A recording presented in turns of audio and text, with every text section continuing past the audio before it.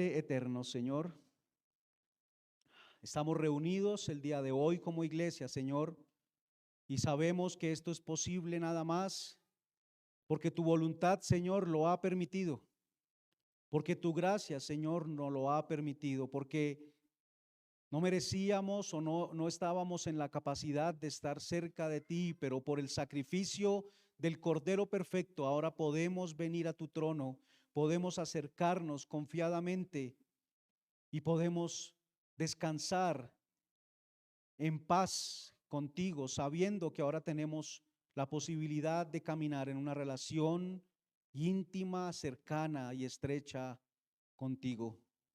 Sí, lo has determinado, Señor, y ahora nosotros hemos sido beneficiados por esa voluntad tuya.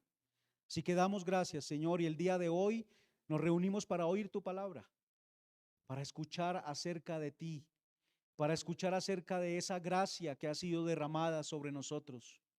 Permítenos, Señor, estar atentos y que nuestro corazón sea impactado al reconocer ese amor que tú has dado para con nosotros y que podamos salir, Señor, con el enorme deseo de así como hemos recibido amor, gracia, perdón, misericordia, podamos salir, Señor, también a dar de lo que hemos recibido. Te lo rogamos en el nombre de tu Hijo Jesús. Amén. Y amén. Bien, hermanos, seguimos entonces con nuestro estudio del tabernáculo. Creo que para todos ha sido de gran bendición. Personalmente lo digo, este estudio de Éxodo ha sido de gran bendición para mí y ahora que nos hemos acercado al tabernáculo, lo es también viendo allí cómo Cristo está representado en cada detalle. Y quisiera preguntarles, no sé si ustedes han visto videos en YouTube, quizás al principio esos videos eran eh, reales, ¿no? Sabemos que muchos de los videos que se empiezan a hacer solamente están buscando ya seguidores y son como montados, pero quizás al principio habían unos reales y es donde algún padre que está en el ejército, principalmente creo que estos videos son de Estados Unidos, se tiene que distanciar de su familia por un buen tiempo, por algún compromiso con su oficio militar.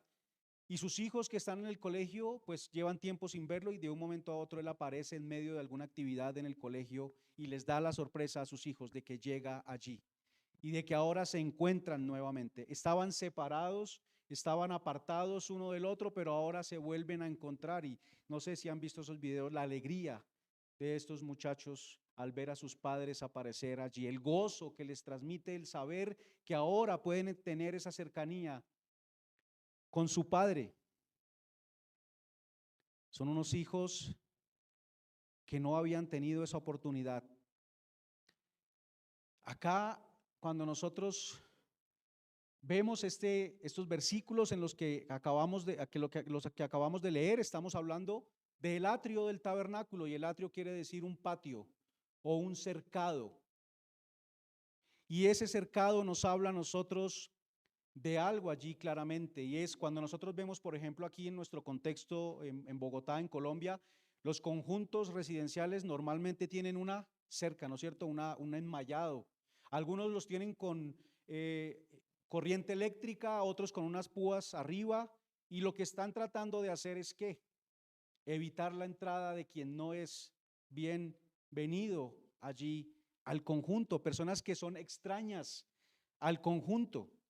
Y para los visitantes que son extraños al conjunto, hay un lugar por el cual deben entrar y deben anunciarse y debe permitírseles la entrada. Ellos no pueden entrar solamente así. Los que son residentes tienen un chip normalmente con el cual pueden abrir la puerta y pueden ingresar. Están entonces apartados estos conjuntos y el que no es del conjunto, quien no pertenece a este lugar, no puede entrar. Así que hoy estaremos hablando del atrio, y es esa cerca externa que separa y que delimita el lugar de la morada de Dios del resto. El atrio estaba allí encerrado por esta cerca que medía 100 codos por un lado, ¿no es cierto? 100 codos por el lado sur y el lado norte y 50 codos por el lado occidental y oriental. Aproximadamente estos son 45 metros por 22 metros y medio y no tenía techo. Ya hablamos acerca de la tienda como tal y esta estaba cubierta por 4 pieles. Hermanos, estos versículos del día de hoy apuntan al gran problema que tiene el hombre. ¿Quién de los que está aquí sentados el día de hoy tiene problemas hoy? ¿O ha tenido problemas en esta semana, en este mes o en este año? ¿Quién? Creo que todos. Pero ningún problema se compara con este del cual estaremos hablando el día de hoy. Y es que el hombre está apartado de la gloria de Dios. Estamos apartados de la gloria de Dios. Pero por la misericordia del Señor, para una gran separación que existe entre el hombre y Dios,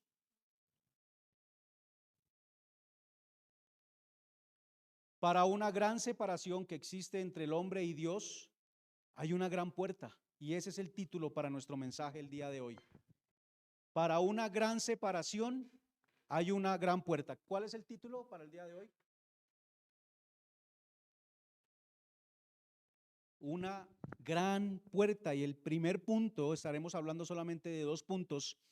El primero es que estamos apartados de Dios por el pecado. Como decía, la finalidad de una cerca es la de excluir al que no puede estar dentro y de proteger a los que sí están adentro.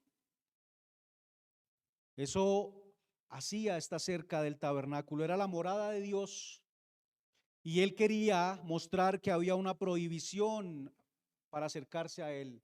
Había una forma en que el hombre debía acercarse y solamente había una, el resto sería realizar un acercamiento ilícito a él. El pecador está afuera. Hermanos, desde el Edén en adelante, el pecado ha separado al hombre de su Dios y así será por toda la eternidad. Así que ese es el verdadero problema que tenemos nosotros como seres humanos. No hay nada más grave que eso.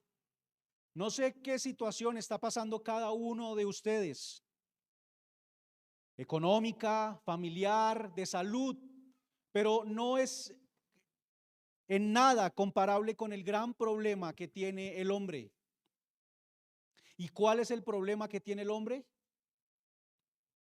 ¿Cuál es el problema del que estamos hablando?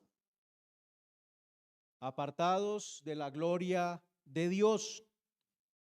Adán y Eva pecaron y fueron expulsados del paraíso, hermanos, y desde allí la vida para el hombre ha sido afectada en todas sus áreas por esta separación.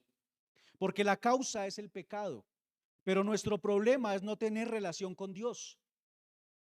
El problema es que fuimos apartados de Dios, estar separados de Él. Eso afecta a todo. Afecta a mi cuerpo, afecta a mi vida, afecta a mi caminar, afecta a mis relaciones. Todo, absolutamente todo. Hace como 15 días, creo, 8 días, les contaba de una persona que se acercó a mí llorando y me decía que orara por su matrimonio. Y yo les comenté que yo quise hablar con esta persona para decirle realmente de qué se trataba, porque no era solamente orar, es mi relación con Dios la que debe cambiar. Porque cuando no hay una buena relación con Dios, el resto de cosas se ven afectadas. Y la relación de ellos obviamente estaba afectada porque su relación con Dios, bueno, eso solamente lo sabe el Señor, pero desde mi perspectiva creo que ni aún existe. Muchas veces nosotros podríamos ser conscientes del pecado, ¿no es cierto? Quizás miramos y somos conscientes del pecado en el mundo. Hace poco salió la noticia de un hombre, ¿no es cierto?, que el día de velitas mató y descuartizó a una niña de 15 años. Y uno dice, pecado allí. Y uno es consciente del pecado en el mundo. Uno es consciente quizás del pecado cuando ve a los compañeros de trabajo. Uno es consciente también cuando ve a su familia extendida que no ha creído y es consciente del pecado. Y podríamos pensar, lo que necesitamos, lo que necesito yo y mi familia es alejarnos de ellos. Alejarnos de todo eso. Alejar a mi familia de todo ese pecado y entonces estaremos bien. Si me mudo quizás del lugar donde vivo, podría solucionar muchas de las cosas que tienen que ver con el pecado de mi familia, porque donde yo vivo hay pecado por todo lado.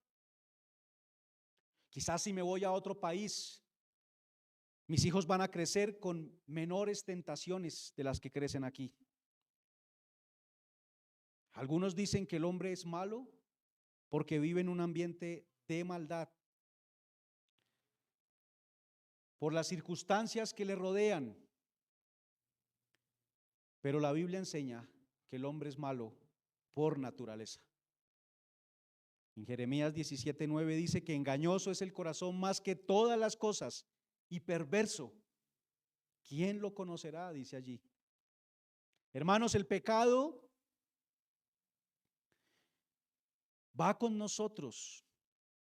En un corazón en el que no mora Dios, solo hay un deseo por satisfacerse a sí mismo, y eso me lleva a obrar en pecado. Quizás podría cambiar muchas cosas, incluso siendo consciente de mi propio pecado, ya no solamente el del mundo, el de mis amigos, el de mi familia, sino el mío mismo. Y entonces yo digo, debo cambiar esto, debo cambiar aquello. Si dejo estas cosas, entonces todo cambiará. Y sí, hermanos, claro, debemos procurar cambiar esas formas de obrar cuando reconocemos que son pecaminosas y que no honran al Señor. Pero ¿cuál es el error en el que podemos caer? En que me enfoco únicamente en cambiar costumbres, hábitos, pero no observo mi relación con Dios, que es de donde nace todo. Se podría cambiar muchos hábitos y costumbres, podría mudarme del lugar en donde vivo, pero si mi relación con Dios no existe o no está creciendo, el pecado seguirá allí y mi problema seguirá allí. Quizás alguien que no lee la escritura con frecuencia dirá que debe cambiar eso, y así debe ser, debe leer la escritura porque es allí donde está la sabiduría de Dios, donde está la luz. Pero lo que digo es que si solo busca cambiar el hábito y nada más, quizás lo que está buscando es poderse sentir mejor consigo mismo, pero no crecer en su relación con Dios. Al crecer en una relación con Dios, de tal manera que sea cercana, sana, correcta, mis costumbres y mis hábitos y mi forma de obrar van a cambiar, fruto de esa relación. Una buena relación con Dios hará no solo que yo lea la palabra, cambiando mi hábito, sino que mi lectura sea un deleite, que la anhele, que me goce en ella y busco conocer a Dios. Hoy leíamos Juan 10 y creo que una de las cosas que se repite constantemente allí en esos versículos que leímos es el tema de conocer.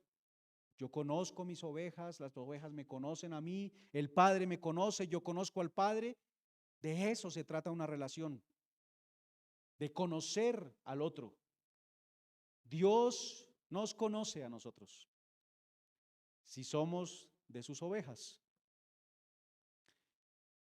¿Recuerdan allá en Mateo 7 cuando dice como dice, no todo el que me diga Señor, Señor entrará en el reino de los cielos, sino el que haga la voluntad de mi Padre? ¿Y qué les va a decir a ellos cuando ellos digan hicimos esto y aquello en tu nombre? Les dice, nunca os conocí, o sea, no tuve una relación con ustedes. Aléjense de mí, apártense. Ustedes no pueden estar en una relación conmigo, apártense. ¿Y cómo los llama? Hacedores de maldad. Así que una relación es conocer a Dios. Cuando yo me acerco y cambio mi hábito de lectura, no es solamente para sentirme mejor conmigo mismo, ahora sí estoy leyendo. No, es para ir y conocer a Dios, para que mi relación con Él crezca. Conocer al Señor. ¿Qué es estar apartado de Dios? Porque no sé si han escuchado la frase, muchas veces se dice y es, si vamos pegaditos de la mano de Dios, todo va a estar bien. ¿La hemos oído? Y quizás decimos, bueno, yo estoy con Dios, yo le agradezco a Él en la mañana.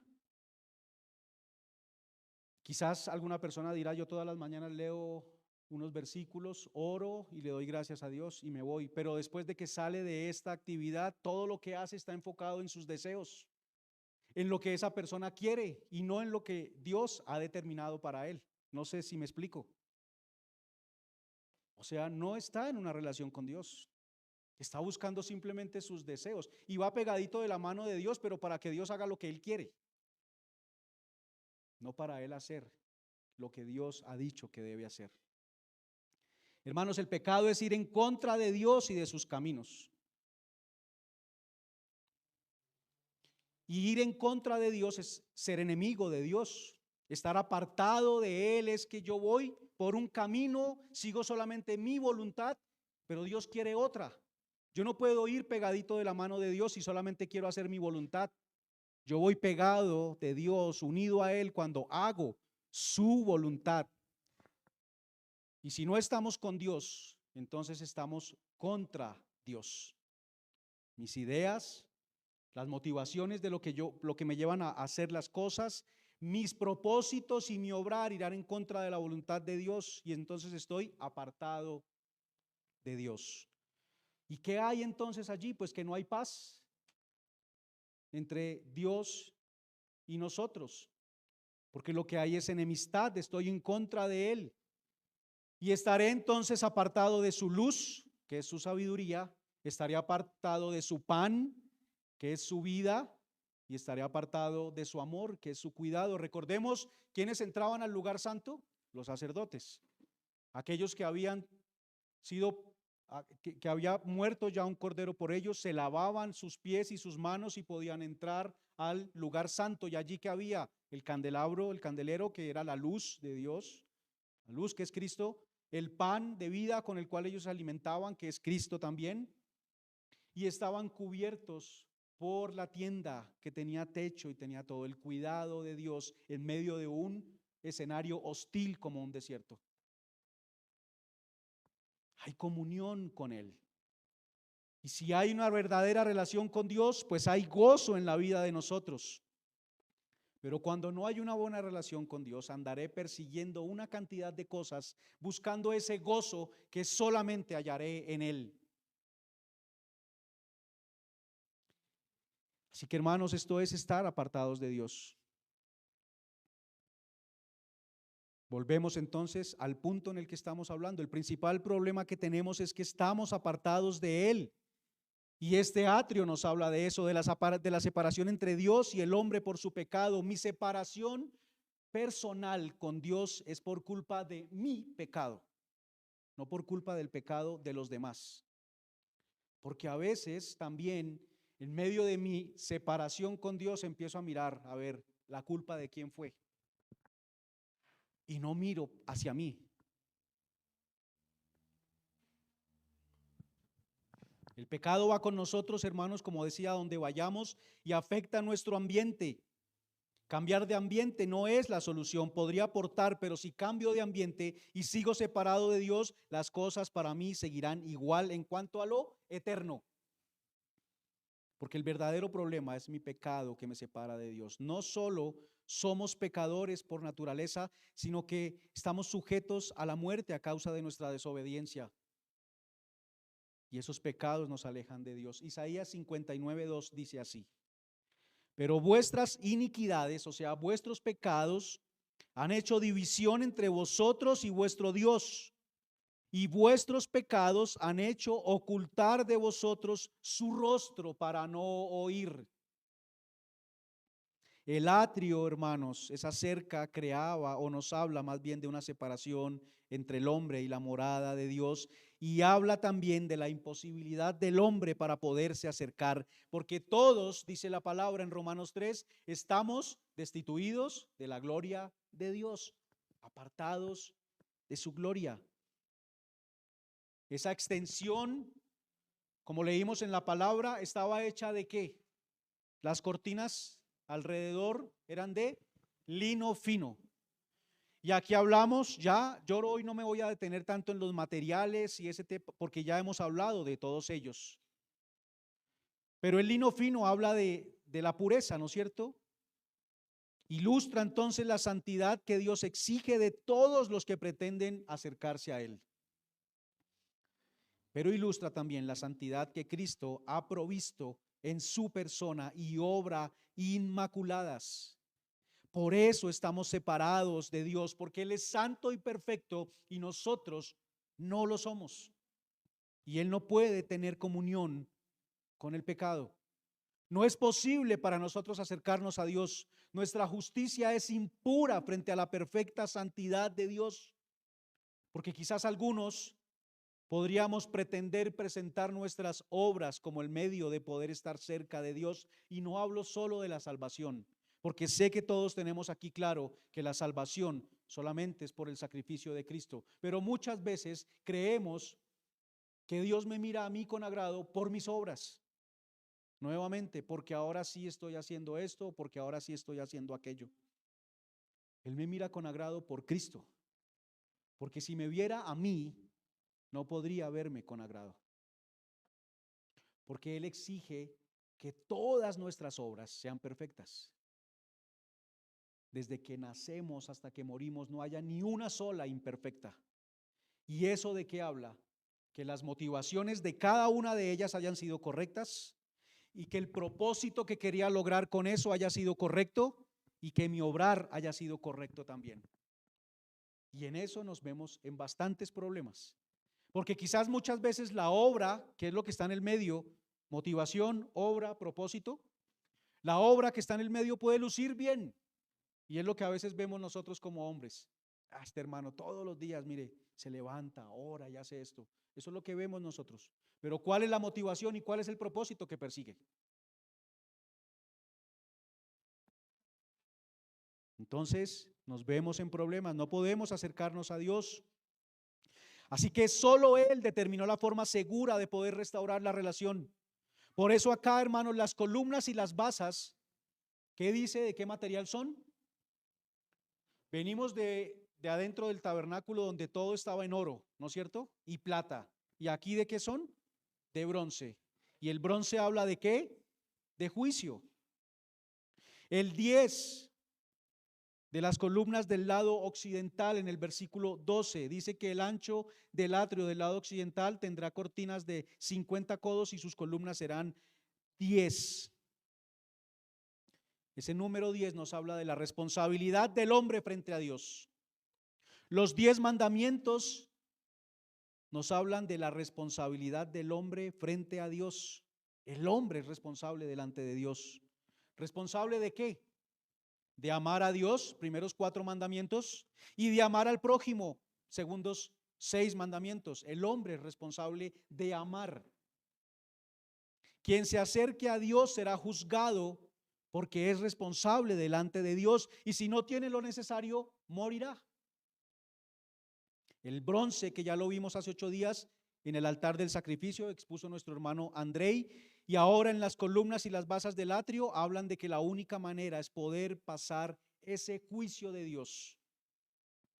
El bronce es la justicia divina probando al hombre en su responsabilidad frente a él. Por eso el bronce es característico del exterior, así como el oro del interior del tabernáculo. La responsabilidad del hombre debe ser aprobada por Dios y se debe cumplir de que él pueda ser llevado a la presencia de Dios. Bueno, ahí veíamos la imagen hace un momento de las columnas. Solo uno pudo entrar a la presencia de Dios y pasar por ese juicio sin ser destruido, y fue Jesucristo. Entonces vemos columnas de bronce, basas de bronce, que son las cositas de abajo, y arriba los capiteles son de plata, las cuerdas y las estacas que ayudan a sostener también las columnas. Jesucristo es el único que ha pasado el juicio, y de acuerdo al plan de Dios, lo pasó por todos aquellos que creerían en Él, que se acerquen en arrepentimiento y fe. Él cumplió perfectamente esta doble responsabilidad, porque Él amó a Dios con todo su corazón y a su prójimo como a sí mismo, incluso más que a sí mismo. Por tanto, esas cortinas blancas proclamaban la venida de uno que responde en ese tiempo, la venida de uno que respondería perfectamente en su vida y en su andar a cada una de las demandas de Dios, y ese es nuestro Señor Jesucristo. El tiempo para restaurar la relación, hermanos, entre Dios y el hombre es ahora.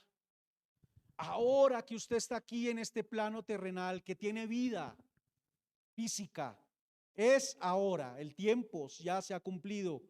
De eso nos habla ese número 20 también, de las columnas que hay a cada lado, al norte y al sur, en los versículos 10 y 11. El número 20 es el doble de 10, que es ese orden divino. Pero el 20 se relaciona más con el orden del tiempo cumplido, ordenado por Dios. Jacob sirve a Labán por 20 años, cumpliendo su tiempo de trabajo allí. Las personas mayores de 20 años cumplen el tiempo determinado por Dios para poder salir a la guerra y debían pagar medio ciclo cada vez que eran censados, medio ciclo de plata, según la ley. Cuando el rey Artajerjes tenía 20 años de gobernar, deja a Nehemías volver a Jerusalén, dando así inicio al final del cautiverio de Israel. 20 es el número del tiempo cumplido, hermanos, y nos habla de que el tiempo de la redención ha llegado. Es ahora. El atrio nos habla de esa separación, pero nos habla de ese tiempo en que el juicio sobre Jesús por los pecados nuestros llegaría y había redención. Los capiteles de plata hablan de la redención en Cristo. Ese es el fundamento de su carácter como Salvador. La plata habla de la redención. Hermano, la separación entre el hombre y Dios es tan grande que el hombre jamás puede alcanzar a Dios. Solo Dios, haciéndose hombre, pudo cerrar ese abismo que nos separaba. Hechos de los Apóstoles 4:12 dice: y en ningún otro hay salvación, porque no hay otro nombre bajo el cielo dado a los hombres en que podamos ser salvos.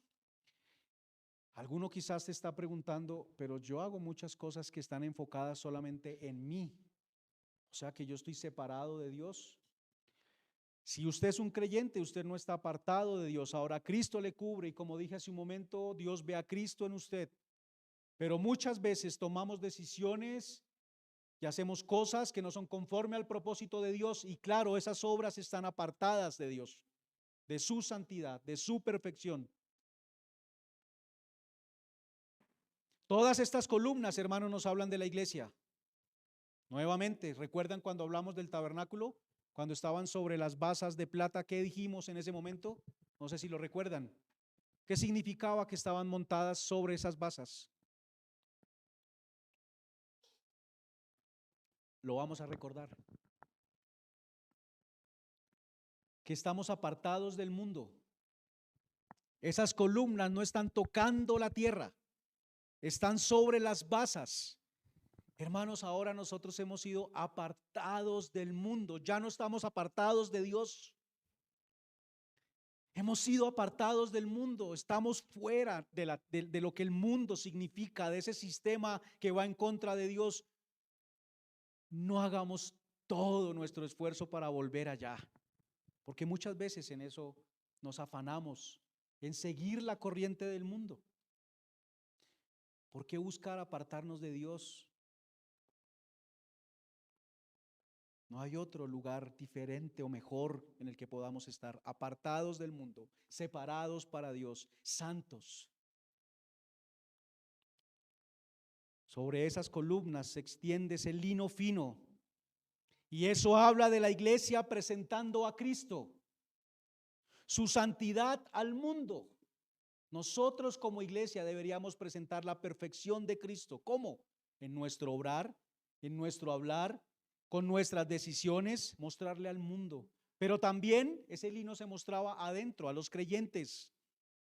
Mostrar a nuestro Salvador también entre nosotros como hermanos. Este miércoles hablábamos acerca del servicio y hablábamos de que para eso fuimos llamados, para servir a Dios. De esa manera somos testimonio vivo en la iglesia también de la pureza de Cristo.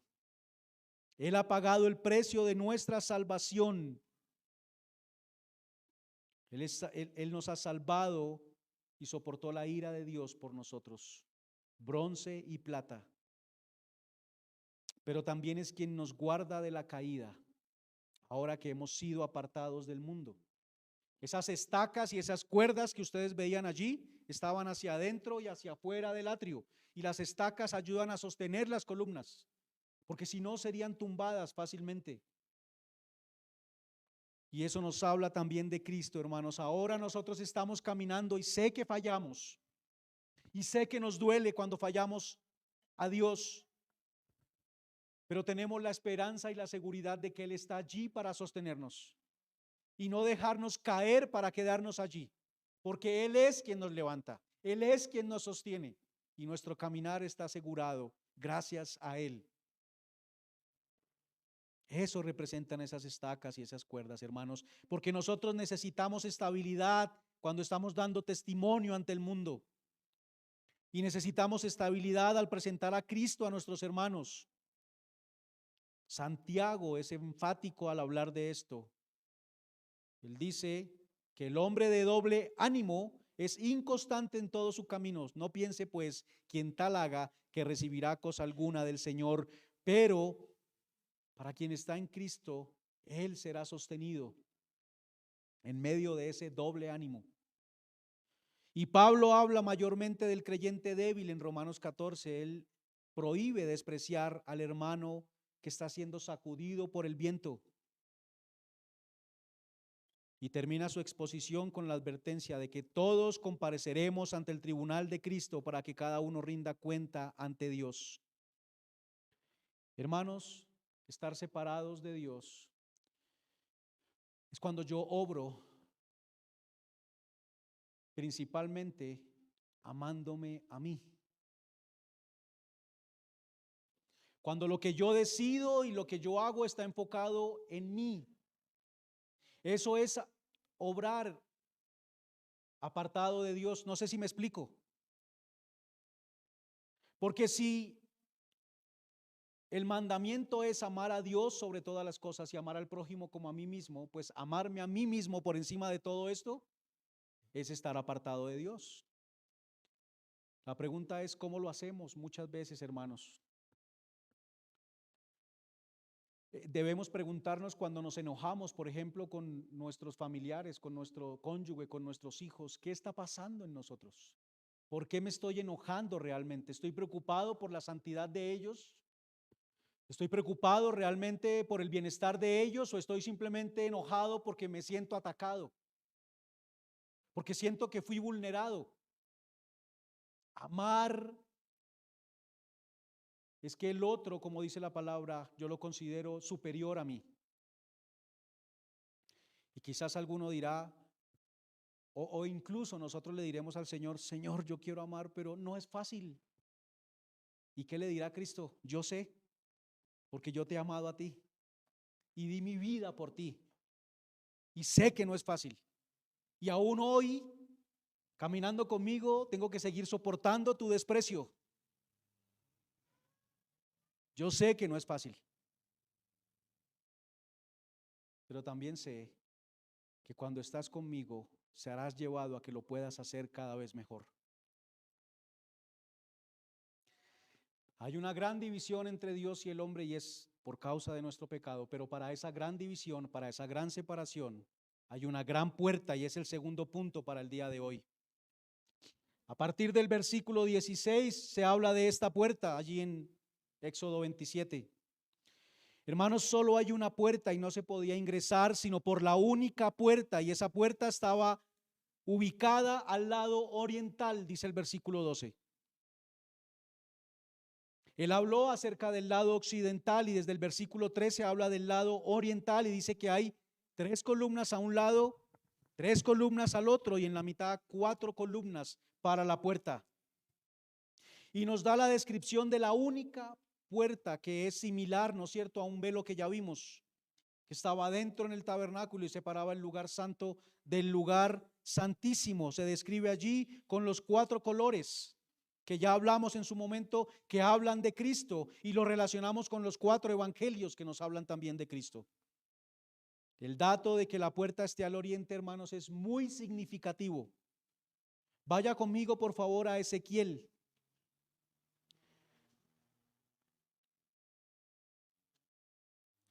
capítulo 43,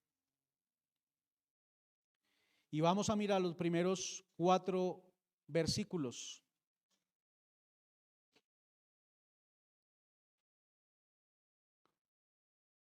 Dice la palabra del Señor: me llevó luego a la puerta que mira hacia el oriente. Está hablando del templo. Y he aquí la gloria de Dios de Israel, que venía ¿de dónde? Del oriente. Y su sonido era como el sonido de muchas aguas, y la tierra resplandecía a causa de su gloria. Y el aspecto de lo que vi era como una visión, como aquella visión que vi cuando vine para destruir la ciudad, y las visiones eran como la visión que vi junto al río Quebar, y me postré sobre mi rostro. La gloria de Jehová entró a la casa por la vía de la puerta que daba al oriente, dice allí Ezequiel. La gloria de Dios entró al templo por la puerta del oriente. El oriente llegó a ser el lugar desde donde Dios intervino a favor de su pueblo y les trajo salvación. Hermanos, y eso puede estar relacionado. Esta mañana cantábamos, ¿cuál era el himno primero que cantamos? Eso, algunos lo cantan de una vez. Muy bien, hermanos. Cuán gloriosa será la mañana. ¿Y qué pasa en la mañana? Sale el sol y la oscuridad es vencida. ¿Y por dónde sale el sol? Por el oriente. De allí viene la luz que vence las tinieblas. El Edén, el paraíso donde Adán y Eva tenían que comunión con Dios, no estaban separados de Dios, estaban con Él. ¿Fue plantado en dónde? En el oriente, dice Génesis 2:8. El Edén fue plantado en el oriente y Dios puso allí a Adán y a Eva. Adán y Eva disfrutaban de la presencia de Dios allí en el paraíso, pero por su pecado fueron apartados y fueron expulsados del paraíso y ya no tenían acceso a la gloria de Dios. ¿Y qué pasó allí? Acompáñeme por favor a Génesis 3:24. Génesis 3:24. Recordemos, Génesis 2:8 dice que el Edén fue plantado al oriente. Y ahora Génesis 3:24, cuando el hombre ha caído en pecado, dice: echó pues fuera al hombre, Dios echa fuera al hombre y puso al oriente del huerto de Edén querubines y una espada encendida que se revolvía por todos lados para guardar el camino del árbol de la vida. ¿Qué podemos entonces ver cuando leemos este versículo? El paraíso donde habitaba Dios y el hombre tenía comunión con Dios fue cerrado. Ya no hubo acceso a él. Y si los querubines y la espada encendida estaba puesta al oriente, es porque era el único acceso que había para entrar allí al paraíso. Esa espada encendida es una espada con fuego que no se apagaba y no le permitía al hombre entrar. Y está puesta al oriente, que era el único acceso al paraíso. Este lugar donde la gloria de Dios estaba, solo tenía ese lugar de acceso, pero había fuego encendido todo el tiempo allí. Y ese fuego representa la ira de Dios encendida, que no permite que el hombre se acerque a él. La puerta del atrio estaba al oriente, y cuando nosotros vemos el número 2, la ubicación de las tribus alrededor del tabernáculo, ¿cuál estaba enfrente de la puerta? La tribu de Judá era la que estaba ubicada al frente de la puerta. Era de donde venía el Mesías, de donde vendría la luz que vencería las tinieblas. De allí, del oriente.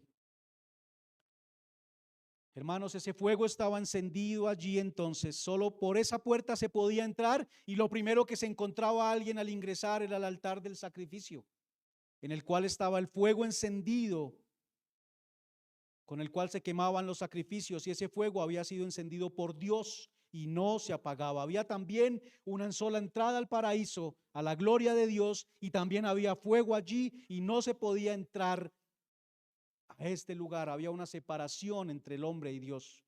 Para el hombre era imposible ingresar. Esta puerta se refiere a Cristo y lo leímos esta mañana. Hay 4 columnas, 4 colores, 4 evangelios que nos hablan de la salvación en Cristo como único camino y como única puerta. Mateo proclama mensajes tales como venid a mí. O Marcos dice, id a todo el mundo y predicad el evangelio. Lucas proclama que el Hijo del Hombre ha venido al mundo para salvar. Y Juan nos hace saber que el Salvador del mundo fue dado por el Padre en amor. Solo Cristo ha pasado por ese fuego de la ira de Dios y pasó y pudo ingresar porque en él no había pecado. Juan 10:2 dice que él entra por la puerta porque él es el pastor de las ovejas. Dice allá que el que entra por la puerta es el pastor de las ovejas y él ha entrado por la puerta. Él no brincó por algún lado para poder entrar a la presencia de Dios. Él entró por la puerta y pudo acceder a la presencia de Dios. Cristo entró por la puerta. Cristo pasó por el fuego de la ira de Dios y abrió el camino para nosotros. Y ahora Él es la puerta de las ovejas. Él es la puerta para que nosotros podamos acceder al Padre. El velo fue roto y ahora tenemos acceso a Dios. La relación entre el hombre y Dios ha sido restaurada, pero solamente puede ser aplicada a un hombre por la fe en Jesús. En Cristo nuestra relación con aquel que nos ha amado como nadie más lo hará, ha sido restaurada esa relación y solo en Cristo podemos crecer en esa relación. El hombre no pudo entrar, Dios mismo tuvo que venir como hombre para acercarnos a Él. Hermanos, la solución no fue solamente decir, como dije hace 15 días, les perdono y ya. La deuda tuvo que ser pagada, pero fue pagada por Él mismo. Y este miércoles yo daba ese ejemplo que di allí para quienes pudimos reunirnos. Yo daba el ejemplo con el hermano Andrei y decía, yo le debo un dinero a Andrei, pero mi capacidad es tanto el dinero que le debo a Andrei que yo no puedo pagárselo. Ya para mí es impagable esa cantidad. Pero si otra persona pagara, y en ese momento nombramos a Yair como una persona que decía, yo pago por Diego porque yo sí tengo la capacidad, pues a la final la deuda no había sido perdonada. Alguien más tuvo que pagar. Eso es como cuando en el banco le piden a uno un fiador. Alguien va a tener que pagar. El banco no dice, bueno, está bien, no me paguen. Pero en este caso, ¿qué sucedió? Andrei se hizo Diego, pero ahora Diego con la capacidad para pagar y pagó la deuda. Se la pagó él a sí mismo, o sea, hay perdón. Porque no fue otro pagando, fue él mismo pagándose así por la deuda mía. Fue Cristo haciéndose hombre porque solamente un hombre podía pagar por la deuda. Fue Dios mismo hecho hombre pagándose a Él mismo y por eso ahora nosotros tenemos perdón de nuestros pecados. Hay perdón en Cristo. La forma entonces fue pagar la deuda y Él mismo se la pagó. Si un simple hombre hubiera pagado, no sería perdón la deuda. Por eso es tan importante que creamos que Jesús es Dios. Él no es solamente un hombre que pagó. Además leímos Romanos 3 y dice que todos estamos destituidos de la gloria de Dios y que no hay bueno ni aún uno. Y si Cristo es solamente un hombre, pues Romanos 3 estaría mintiendo, porque entonces sí hubo un hombre que fue bueno. Cristo es Dios y Él mismo se pagó la deuda por nosotros. Por eso, hermanos, el primer lugar luego de la puerta es el altar del sacrificio, donde el fuego siempre está encendido, como la espada en el paraíso, hermanos. En el paraíso no hubo opción para que el hombre entrara, pero ahora nosotros tenemos opción. Es Cristo y el llamado es para quienes no han creído y tienen el problema de que su relación con Dios está rota y son enemigos de Dios, que vengan a Cristo en arrepentimiento y fe, reconociendo sus pecados y reconociendo a Cristo como su Salvador y único medio para poder acercarse al Padre y dejar atrás el mayor problema que pueda tener un hombre. En el altar el fuego de la ira estaba encendido todo el tiempo. Había sacrificios constantes, pero no se podía entrar gratis allí. Alguien debía morir y allí morían los corderos cada día. Pero para nosotros murió Cristo. Cuando Adán y Eva pecaron, Dios no solo los expulsó del paraíso, Él los cubrió con pieles de animales que Dios mismo proveyó y Él se encargó de los animales para poderles dar esas pieles a ellos. Esos animales murieron en lugar de ellos. La muerte entró allí al mundo, porque antes no había muerte. Ese pecado nuestro impactó toda la creación entera, hermanos. Y esos animales recibieron lo que Adán y Eva merecían. ¿Y ellos qué recibieron a cambio? Misericordia de Dios. No murieron físicamente, pudieron seguir viviendo, pero no podían entrar a la presencia de Dios porque ahora estaban destituidos de su gloria y separados de Él. De la misma manera, Cristo ha recibido lo que nosotros merecíamos. Él entró por la puerta y ahora es la puerta para que nosotros entremos. Pero aunque Cristo murió, hermanos, y su sacrificio ya fue efectivo y fue satisfactorio para Dios, la única manera para poder entrar a la presencia de Dios es creyendo en Él. El primer Adán fue expulsado del paraíso y no podía entrar porque no tenía lo necesario. Ninguno desde él en adelante pudo pasar por el fuego con sus pecados. Hermanos, tratar de acercarnos a Dios sin arrepentimiento y sin fe es como entrar a un lugar que se está incendiando impregnados de gasolina. La gasolina es nuestro pecado y el fuego es Dios. Pero cuando entramos arrepentidos, realmente en arrepentimiento y habiendo creído en Cristo, entramos revestidos de Cristo y ese fuego ya no nos impacta a nosotros.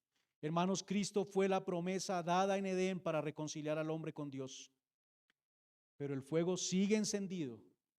Levítico 6 le dijo a los sacerdotes: ese fuego nunca se apagará. O bueno, más bien Levítico 6 nos relata lo que Dios dijo: el fuego no puede ser apagado. El sacerdote tenía que estar poniendo leña constantemente y ese fuego tenía que estar encendido constantemente.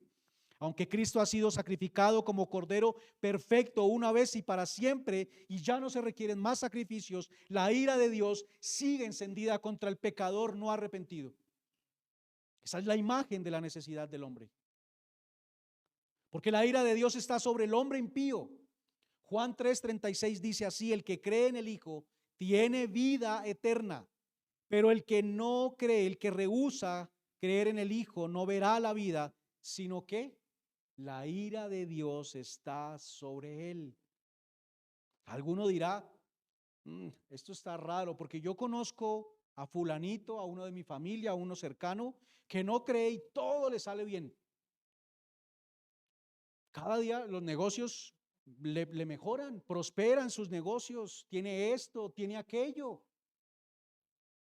Hermanos, déjeme decirle que eso podría ser incluso una muestra de lo fracturada o nula su relación que tiene con Dios. Porque quizás es una muestra de que simplemente Dios ahora lo ha entregado a que él persiga sus deseos y nada más. Y él va corriendo tras sus deseos, pero es un camino de muerte y de destrucción. No es un llamado a no tener y que solo el que no tiene está bien con Dios, porque no quiero ser malinterpretado. A un creyente Dios le puede conceder el tener y no está mal, pero para ese creyente su deleite, su gozo, su paz no dependen de eso que tiene. Su corazón no está en esas cosas. ¿Y cómo lo sabemos? Bueno, Dios probó al joven rico, ¿verdad? Y le dijo: ve, vende todo lo que tienes. Él dijo: yo he cumplido todos los mandamientos, no fallo. Quizás como Pablo, que dijo en algún momento allá en Filipenses: en cuanto a la ley, irreprensible, pero todo eso lo tengo por basura porque ahora puedo amar. Y este joven rico dijo: yo cumplo todos los mandamientos. Y Jesús le dijo: te falta una cosa, ve y vende todo lo que tienes, dalo a los pobres y sígueme. Y él se fue triste porque su corazón estaba en lo que tenía y no en Cristo. Por eso Santiago dijo, hermanos, cuando piden, ¿qué pasa? No reciben, porque piden con malas intenciones solamente para satisfacer sus deleites. El énfasis aquí está en la intención con la cual pedimos, porque alguno podría pedir sabiduría: Señor, dame sabiduría. Pero su intención es satisfacer su deleite personal de ser admirado por su conocimiento. Es que el deleite no es solamente comprar cosas, el deleite no es solamente lo material. Muchas veces podríamos estar pidiendo cosas que parecen genuinas, pero nuestra motivación es equivocada. Y entonces estoy pidiendo solamente para satisfacerme a mí y no para la gloria de Dios. Son pedidos centrados en nosotros y esa no es una buena relación con Dios. Es contraria a la buena relación con Dios que se enfoca en el amar, porque lo contrario a amar es centrarme en mí y en lo que yo quiero. Amar es ser como Cristo. Amar es que yo huela a Cristo y ese olor será olor grato a Dios. Ya lo veremos, pero quiero mencionarlo hoy. El fuego del altar. Había dos altares en todo este tema del tabernáculo: el altar del sacrificio y el altar del incienso. No habían más. En el altar del sacrificio había fuego, pero en el altar del incienso también debía haber fuego para quemar el incienso. ¿De dónde era tomado ese fuego? Del altar del sacrificio. Hermanos, cuando nosotros estamos muriendo a nosotros, nuestro pecado está siendo quemado por medio de la prueba y morimos a nosotros, morimos a mis deseos, a lo que yo quiero. Es que ahorita no, estoy cansado, esto y lo otro, y pienso en el otro. Se está quemando incienso, olor grato a Dios, porque olemos a Cristo. Cristo dio su vida, Él no estuvo pensando, es que sí, es que no. Él entregó su vida por nosotros y fue olor grato a Dios. Hermanos, pero Dios es tan maravilloso que muchas veces tenemos deseos y anhelos que en sí no son pecaminosos, pero que desplazan a Dios de nuestra vida, de nuestro tiempo, y corremos tras esas cosas, pero Dios sigue allí cuidándonos esas estacas y esas cuerdas y nos lleva a que poco a poco vayamos muriendo a nuestros deseos con el fin de enfocarnos en Él como nuestra prioridad, poniendo en nuestro corazón el deseo de exaltarle a Él con todo lo que hacemos. Y luego de eso, Él es tan maravilloso que muchas veces, no siempre, pero muchas veces, cuando ya eso ha salido de nuestro corazón, nos concede esas cosas que deseábamos porque ya no nos van a alejar de Él. Salomón pidió ¿qué? Sabiduría, y no para satisfacerse a él, la pidió para poder guiar al pueblo en nombre de Dios. No pidió riqueza. ¿Y qué le dijo Dios? Como me pediste sabiduría y había una motivación genuina en ti, te daré riqueza también. Él es maravilloso. Ahora quizás alguien podría orar, oh, entonces el secreto está en pedir sabiduría, pero la motivación es la riqueza. Entonces no va a llegar ni una ni la otra quizás. Hermanos, la ira de Dios no se ha apagado. El pecado es aborrecible para Él. Una vez que muramos, ya no hay oportunidad. Acérquese a Dios, hermanos. Quien se acerca a Dios sin haber creído en Jesús como Señor y Salvador y sin arrepentimiento genuino, se encontrará ese fuego que aún sigue encendido, pero no tendrá lo necesario para poder entrar. El fuego aún está encendido y solo quien haya creído pasará por ese fuego sin quemarse, solo por la fe en Cristo. Romanos 5:1, que está escrito allí en el tablero. Nosotros tenemos paz para con Dios, hemos sido justificados por la fe en Jesucristo. Él es nuestra esperanza. No puede haber relación con Dios sino por medio de Cristo, porque es la única puerta. No puede haber santificación sin estar muriendo a nosotros, a mi deseo, a mi comodidad, amando a Dios y al prójimo. Ese es el camino. Por eso, cuando un hombre es llamado por Dios y cree y hay arrepentimiento, se acercará buscando una relación con Dios. Una relación en la que busca conocer a Dios. Nuevamente el tema de conocerlo a Él realmente. Cuando Él da los mandamientos, dice, yo soy Jehová tu Dios, le dice a Israel. O sea, que tenía que saber Israel que Él era Jehová y todo lo que Jehová implica, porque ese es su nombre y en la escritura cuando se habla del nombre es todo lo que la persona es. Y además tenían que saber todo lo que Él hizo por ellos, porque después dice que te saqueó de Egipto, de esclavitud, y ahí da los 10 mandamientos. Debemos conocer a Dios y lo que Él ha hecho por nosotros. viendo cada vez mejor quién es Él y lo que ha hecho por nosotros.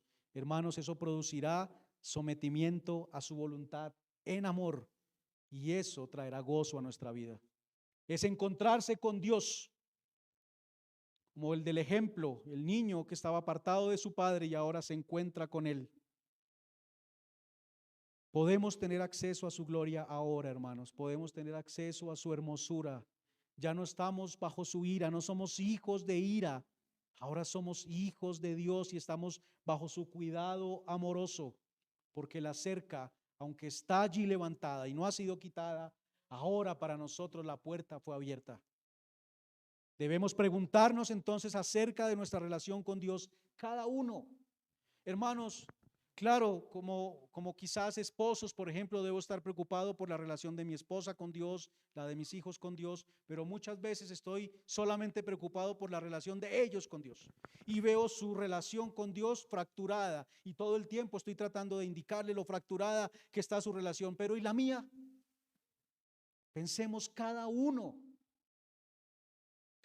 de forma personal en nuestra relación con Dios. Cuando veamos nuestro pecado, debo pensar en esa obra que está mal, porque las obras indican que algo está mal. Es un indicador, pero ¿un indicador de qué? De que mi relación con Dios tiene algo que no está bien.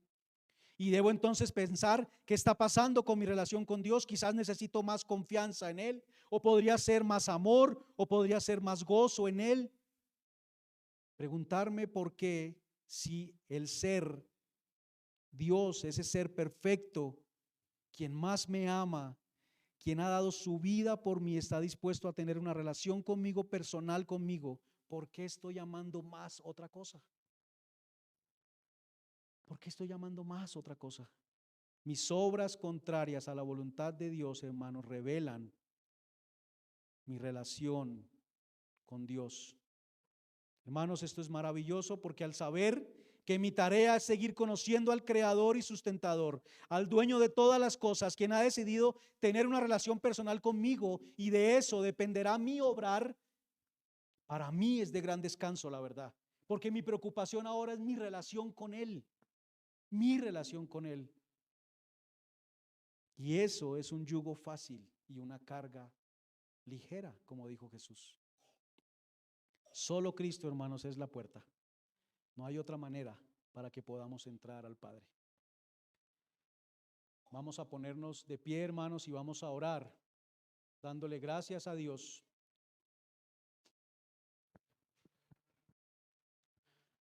Eterno Señor,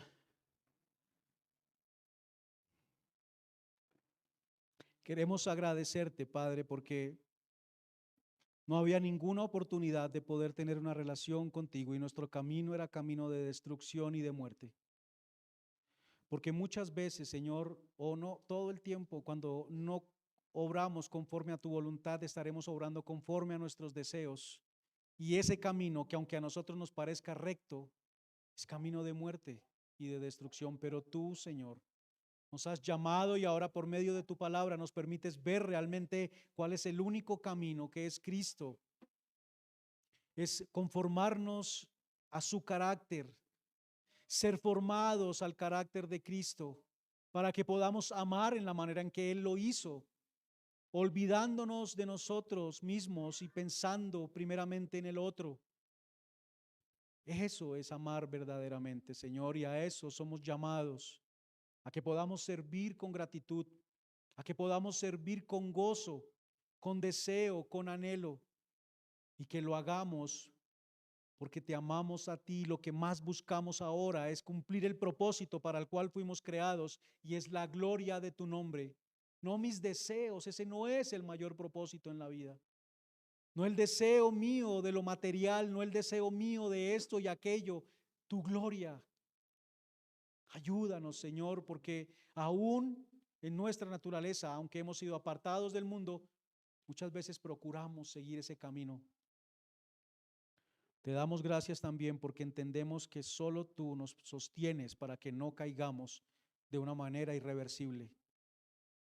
Gracias por la prueba también, Señor, porque por medio de ella muestras nuestro pecado, lo quemas Y esto produce un olor grato de santidad a ti, porque es el olor a Cristo. Olor a santidad. Gracias, Señor, por la vida de cada uno de mis hermanos. Bendíceles en su obrar. Bendíceles en sus motivaciones. Bendíceles en sus propósitos, para que la gloria de tu nombre, Señor, sea extendida a cada lugar al que ellos vayan. Te lo pedimos en el nombre de tu Hijo Jesús. Amén y amén.